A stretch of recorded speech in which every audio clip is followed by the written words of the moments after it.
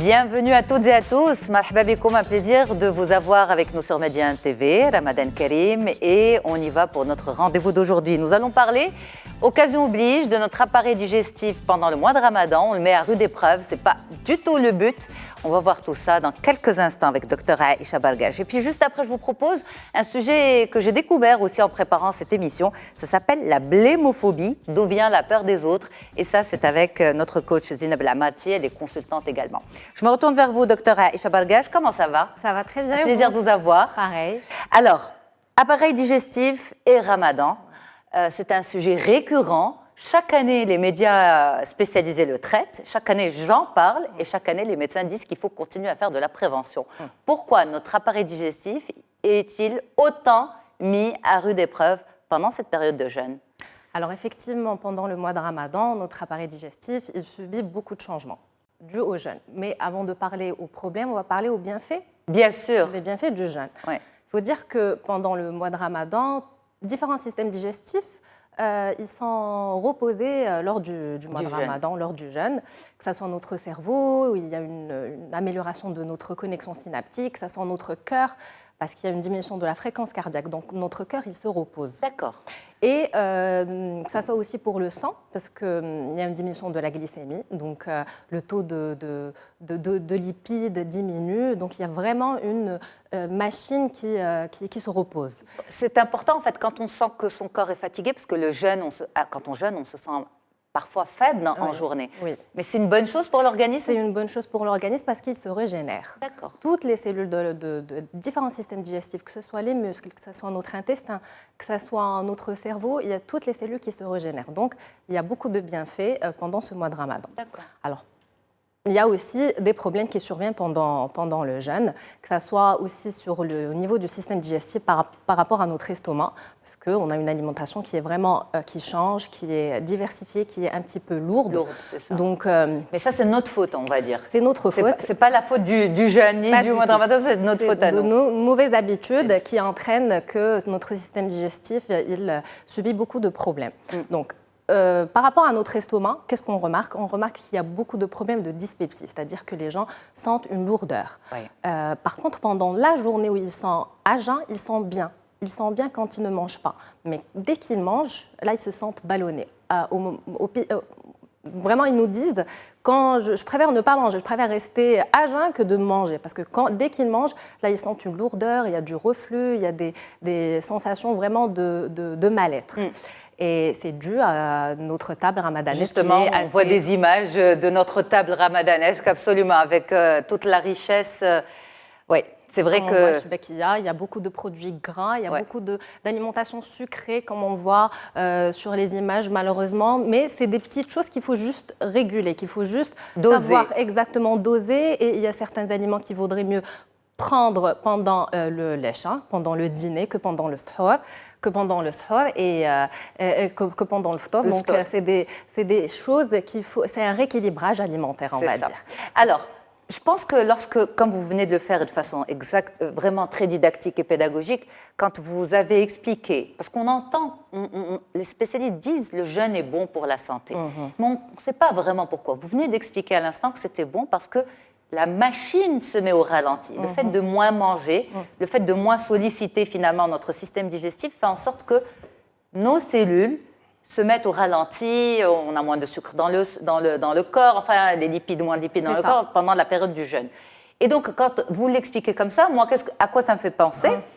Je me dis, dans ce cas-là, si je fais autant de bienfaits à mon corps, comment est-ce que je peux le brusquer avec la rupture du jeûne? D'où l'importance d'une rupture extrêmement douce. C'est ça, exactement. Pas à la marocaine. Pas à la marocaine, mais avec notre alimentation méditerranéenne qui a beaucoup de bienfaits. Il suffit juste, par exemple, d'éviter de rompre le jeûne avec des boissons froides, parce que notre estomac, il est à jeun toute la journée, enfin, on va dire pendant 16 heures. Exactement. Et si on prend des liquides froids ou des liquides chauds, ça entraîne un choc thermique. Ça paralyse notre estomac. Donc, par la suite, il a vraiment du mal à digérer tout ce qu'on lui donne. Donc, idéalement, il faut prendre les boissons à température ambiante, pas de boissons chaudes, pas de boissons froides et surtout pas de jus. Pourquoi? Parce que les jus, ils ballonnent et ils entraînent une satiété qui qui est précoce parce que quand on transforme les fruits en jus, ils perdent leur fibre. Donc ça n'aide pas du tout la personne qui vient de jeûner à bien digérer. Il vaudrait mieux prendre les fruits tels qu'ils sont et ne pas les transformer en jus. Donc la meilleure façon de rompre le jeûne, c'est avec de l'eau? Avec de l'eau. À température ambiante? À température ambiante, avec une date. Pourquoi la date? Parce que ça apporte du fructose, qui est du sucre. Ça apporte beaucoup de calcium, beaucoup de fibres dans la date. Donc, ce qui est important, c'est... J'aimerais aussi souligner une chose, c'est qu'il faut attendre, ne serait-ce que quelques minutes au moment de la rupture du jeûne, c'est-à-dire de prendre de l'eau et une date, et attendre une dizaine de minutes, le temps que le message soit transmis à notre système digestif pour qu'il se mette en marche, et ne pas se jeter sur la table. Oui, juste pour que notre système digestif, et que ce soit pour aller faire sa prière 10 minutes après, commencer à manger. Oui, juste une petite dizaine de minutes, le temps que le message soit envoyé du cerveau à notre système digestif, qu'il faut commencer à travailler, puisque notre estomac était au repos toute la journée, 16 heures.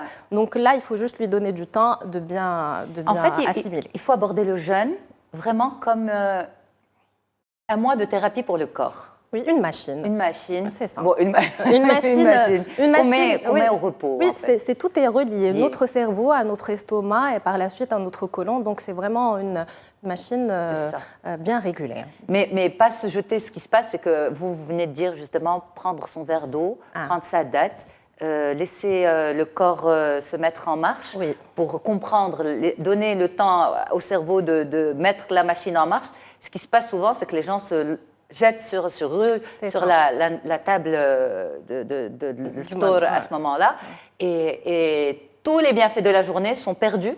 C'est ça. Et il y a un point qui est très important, la mastication. On a tendance à oublier ça, mais la digestion, elle commence à partir de la bouche. Parce qu'au niveau de la bouche, il y a des enzymes c'est à partir de vraiment la première bouchée, il y a des enzymes qui sont sécrétées, et ces enzymes-là, elles permettent de dégrader les aliments. Donc, une fois qu'ils descendent au niveau de l'estomac, ils aident quand même l'estomac à continuer la digestion. Donc, il faut bien mâcher et ne pas... Il faut prendre son temps. Il faut prendre son temps pour bien mâcher et prendre les aliments vraiment de manière pas trop sucrée, bien évidemment, pas trop gras. Et les liquides, j'aimerais aussi signaler, vaudrait mieux les prendre en dehors des repas. C'est-à-dire soit avant, soit après, mais pas au moment. D'accord, mais ce verre d'eau date. Après, on passe au solide. On passe au solide, que ce soit par exemple la habiba, qui est riche en fibres, qui est très importante. Bon, il y en a qui la mélangent avec la farine, qui est un peu lourde, d'autres avec des légumes, mais il faut par la suite prendre une soupe qui est riche en fibres. Il y en a qui se contentent de ça, ils ne prennent pas de friture, et c'est une bonne chose. Il ne faut pas mélanger avec les fritures parce que c'est très très lourd.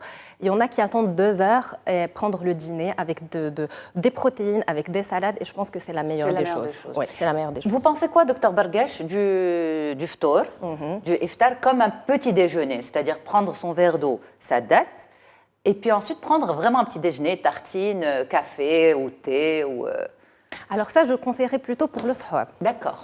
Ça, pour la tartine, c'est des céréales, donc ça serait bien de les prendre pendant le sahur. Comme ça, vous allez être rassasié, enfin pas rassasié, mais au moins ça vous permettra de tenir pour la journée. C'est ça. Donc le sahur est très très important. Il faut essayer de ne pas le zapper parce que ça nous permet de prendre de l'eau, prendre des céréales qui vont nous permettre de tenir pour les 6 heures de jeûne. Ouais. Donc le petit déjeuner... Les 16 heures de jeûne. Les 16 heures, pardon. Les 16 heures de jeûne, non pas 6 heures, 16 heures de jeûne. Donc si j'ai un conseil, c'est de prendre le ftour avec de l'eau, une date et une soupe, que ce soit une soupe de légumes, une soupe de habiba, et attendre 2 heures après, et prendre son dîner avec des protéines, avec bien sûr des légumes, une bonne salade, et 6 heures après, puisque la digestion aura bien fini, 6 heures après, ça sera sahur pour prendre les céréales. Ok. Donc en fait, le jeûne, pour le réussir comme ça et prendre soin de cette machine qui est mise au repos de façon naturelle pendant tout ce mois, ça se passe aussi dans le cerveau. Parce que pour ne pas se ruer sur la table, ne pas aller avec uniquement l'instinct de survie, mais vraiment rester posé devant cette table, c'est le cerveau aussi qui doit être très, très fort. doit être très fort et c'est une question d'habitude. Si on habitue notre corps et notre esprit à manger équilibré, je pense que ça nous permettra de tenir pour toute la journée, que ça soit pour éviter beaucoup de problèmes, que ce soit pour la dyspepsie, que ce soit pour le reflux, pour la constipation. Et il faut savoir aussi que le sommeil est très important. On a tendance à oublier que, parce que pendant Ramadan, on tarde la nuit, donc on se réveille, donc on ne dort pas assez. Mais si on garde 7 à 8 heures de sommeil, ça nous permettra de garder notre corps et notre système digestif en règle. Pourquoi? Parce que quand on ne dort pas bien, ça ne nous permet pas du tout à bien digérer. Donc la motilité de notre intestin, elle est vraiment ralentie. Donc le sommeil est très important. C'est pour ça qu'on dit que quand la personne dort mal, elle a tendance à prendre du poids. Exactement, exactement. C'est pas parce qu'elle mange plus, mais c'est parce que... Elle mange peut-être plus, mais elle mange surtout pas à sa faim. Parce qu'elle est perturbée, ces questions vraiment hormonales. Quand on dort bien, on mange équilibré. On mange équilibré, absolument. Les fruits dans tout ça, parce on entend souvent les spécialistes dire les fruits pas à la fin du repas. Pourquoi? Parce qu'apparemment, ça se digère mal ou ça se transforme en sucre, etc. Oui. Mais pendant Ramadan, à quel moment on peut le mieux consommer des fruits? À la rupture, avec la soupe, après la soupe, ou bien avant le dîner, ou bien au moment du suhoor? Moi, je dirais plutôt avant le dîner. D'accord. Ça serait bien de prendre les fruits avant le dîner et non pas les transformer en jus. Ouais. Surtout pas, parce que, comme j'ai dit, ça perd ses fibres. Et il vaudrait mieux les prendre avant le dîner. Comme ça, après, ça nous permet de bien assimiler le reste des protéines qu'on prend pendant notre dîner. Le fameux mélange lait, fleur d'oranger, lait, amandes. Ah oui, c'est excellent. C'est bon? Oui, c'est très bon. C'est très bon. C'est rassasiant. Oui. C'est très rassasiant. Il y en a qui le mélangent avec l'avocat. Oui. C'est très bourratif. C'est riche en protéines, mais il ne faut pas le prendre tous les jours. Pourquoi? C'est très calorique. Très calorique. Peut-être pour suhoor, c'est bien. Ça, c'est rassasiant. C'est rassasiant. Mais c'est très calorique. Si on ne veut pas prendre du poids, il vaut mieux l'éviter. Ok, merci pour l'astuce, docteur. Merci infiniment, docteur Aïcha Bargash. Vous êtes gastro-entérologue à Rabat. C'est un plaisir de vous avoir. Merci beaucoup. Et on enchaîne avec un autre sujet, la blémophobie. Qu'est-ce que ça veut dire qu'avoir peur des autres? Je retrouve tout de suite ma spécialiste pour en parler.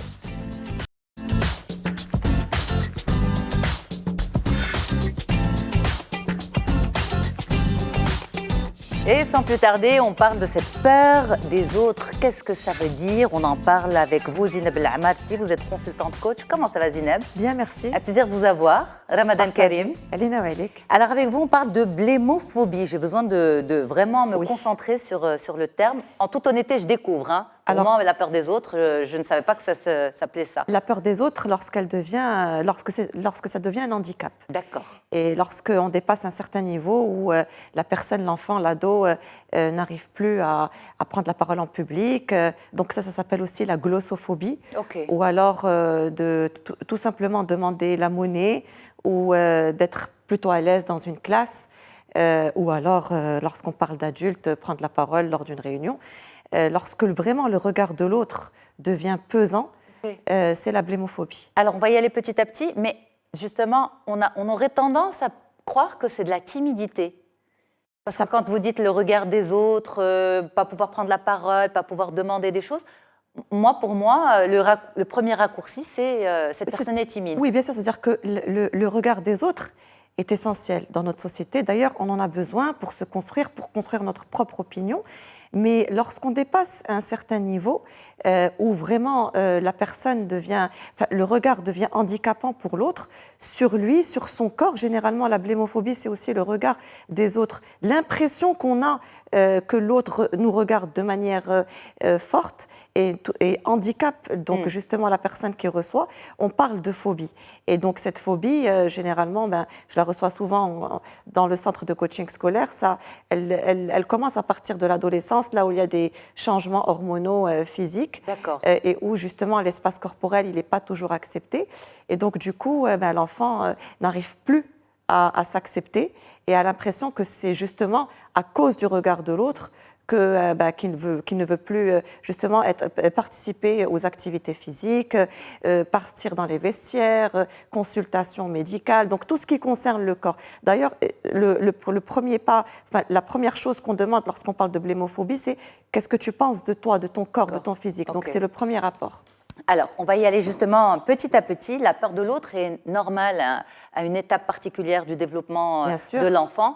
Quand il est très petit, c'est normal qu'il ait peur des autres. D'ailleurs, on le voit s'accrocher aux personnes qu'il connaît. Qu'on soit petit ou grand, le regard de l'autre fait partie de la société. D'ailleurs, c'est pour ça qu'on arrive à vivre tous en communauté.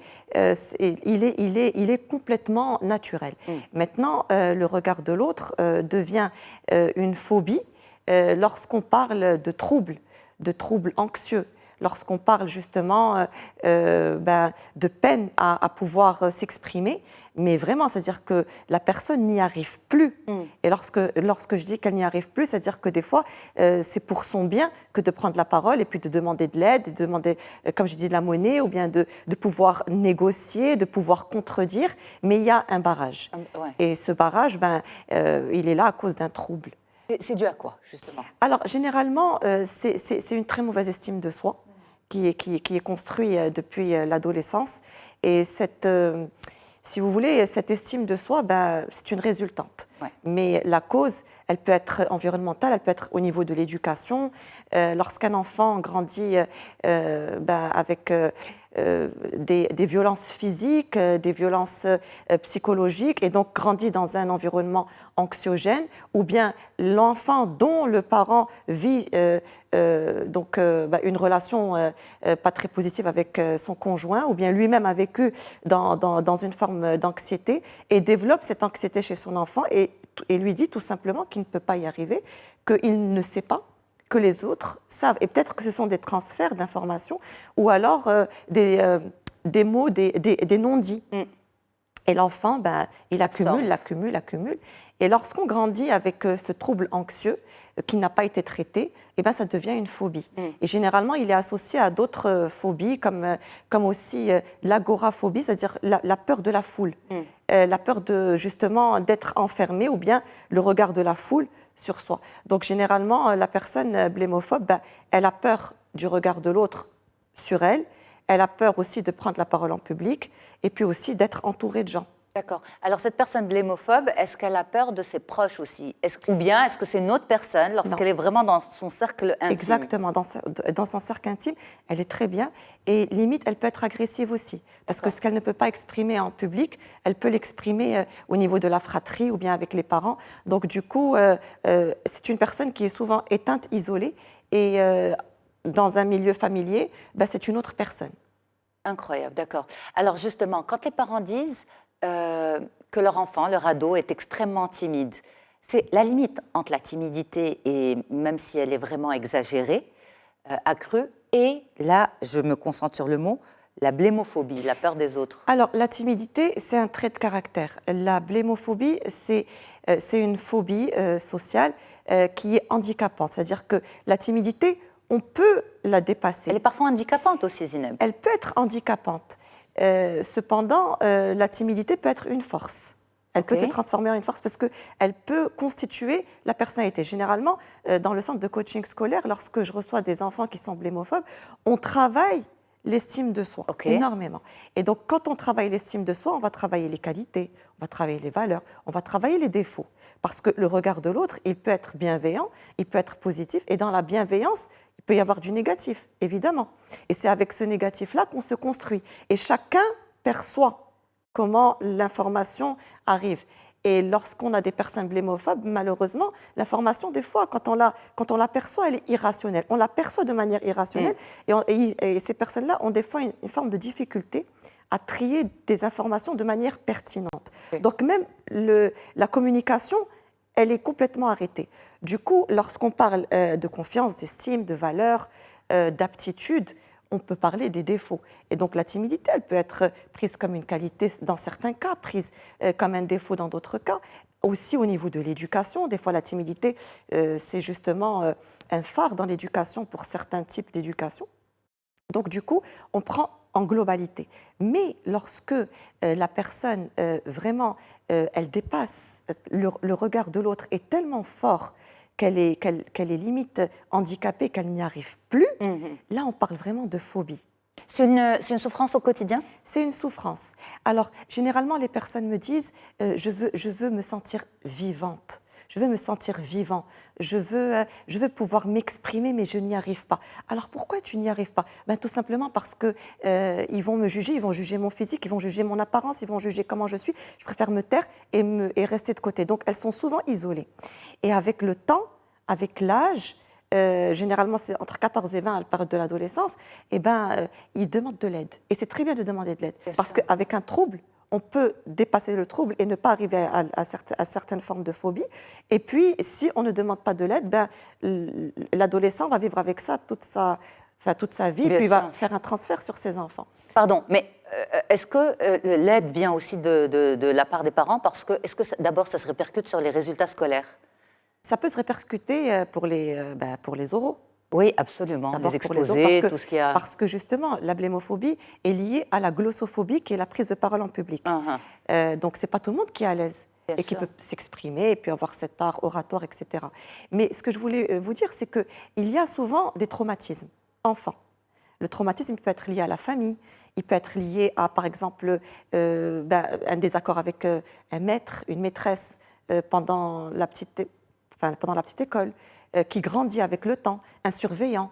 Donc le milieu scolaire est très important pour les personnes. L'harcèlement aussi? L'harcèlement aussi. Ça peut être un facteur de phobie pour les blémophobes. Mais encore une fois, ce traumatisme va donner lieu à des troubles anxieux. S'ils ne sont pas traités, donne lieu à des phobies. Ok. Alors, est-ce qu'il y a un caractère héréditaire? Au fait, il y a souvent des transferts. Ok. Parce que, encore une fois, lorsque l'adulte est guéri de certains troubles qui ne se développent pas en phobie, et à ce moment-là, il n'y a pas de transfert à son enfant.